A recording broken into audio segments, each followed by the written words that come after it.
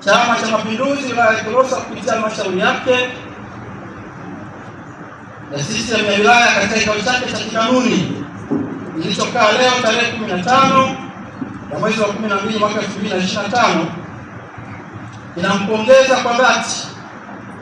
Rais wa Jamhuri ya Muungano wa Tanzania na mwenyekiti wa Chama cha Mapinduzi Daktari Samia Suluhu Hassan pamoja na Rais wa Serikali ya Mapinduzi ya Zanzibar Daktari Hussein Mwinyi kwa ushindi wa kishindo katika uchaguzi uliofanyika tarehe 29 Oktoba mwaka 2025. Hii inaashiria kuwa CCM na Watanzania nchi nzima wana imani kubwa na mgombea wa CCM ambaye sasa ni Rais wa Jamhuri ya Muungano wa Tanzania na Dr. Mwinyi ambaye ni Rais wa Serikali ya Mapinduzi ya Zanzibar kwa muda ambao waliwaamini kwa miaka 5 iliyopita, na sasa wamepata fursa ya kuamini tena kwa miaka mingine 5 kwa maana ya 2025 2030 ili kuwatumikia Watanzania. Tunawapongeza sana kwa ushindi wa kishindo. Sisi wilaya ya Kilosa katika eneo letu la wilaya, uchaguzi ulifanyika katika hali ya utulivu na amani, na Mheshimiwa Rais wa Jamhuri ya Muungano wa Tanzania akiwa mgombea wa Chama cha Mapinduzi akipeperusha bendera yetu. Wana Kilosa kwa ujumla wao walijitokeza kupiga kura kwa wingi,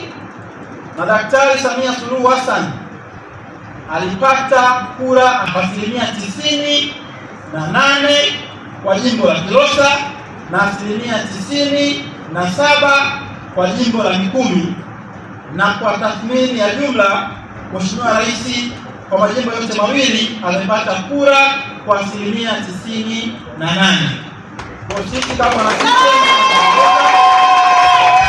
tunampongeza Daktari Samia Suluhu Hassan, tunampongeza wananchi wa wilaya ya Kilosa kwa namna walivyojitokeza kwa wingi na kupiga kura za kishindo kuchagua wabunge wa CCM, kuchagua madiwani, lakini vile vile kupiga kura za kishindo za Daktari Samia Suluhu Hassan. Lakini vile vile halmashauri kuu hii inatoa pongezi kwa vyombo vya dola kwa tukio lililotokea tarehe 29 Oktoba katika sehemu mbalimbali za nchi yetu, tukipongeza vyombo vya dola kuhami mamlaka za kikatiba. Tunawakumbusha Watanzania kuwa mamlaka na madaraka ya uongozi yanapowekwa kwenye nchi yetu yanawekwa kwa misingi ya katiba na sheria za nchi yetu ambazo ndizo zinazotuongoza wakati wote na ndizo tunazozisimamia. Na kwa wakati wote, kama kuna namna ya kufanya maboresho na mabadiliko ya kikatiba kwa duru mbalimbali za mwelekeo wa mabadiliko ya dunia na mielekeo ya kisiasa katika ulimwengu wa sasa, Tanzania imejiwekea rekodi ya kurudi kwenye vikao vya kuwasikiliza wananchi, kwenye vikao vya kikanuni na vya kikatiba, kupata mashauriano ya pamoja kama taifa na kufanya maboresho kupitia mifumo mbalimbali ya kikatiba ili kuboresha mwelekeo wa siasa yetu. Hivyo tunaendelea kutoa wito kuwaomba Watanzania kuamini kwamba katiba ya Jamhuri ya Muungano wa Tanzania bado inatoa fursa ya kuwasikiliza wananchi, bado inatoa fursa ya kuhakikisha maoni ya wananchi yanazingatiwa, na serikali ya Chama cha Mapinduzi kwa wakati wote ilipoaminiwa imeendelea kutoa nafasi ya kuwasikiliza wananchi.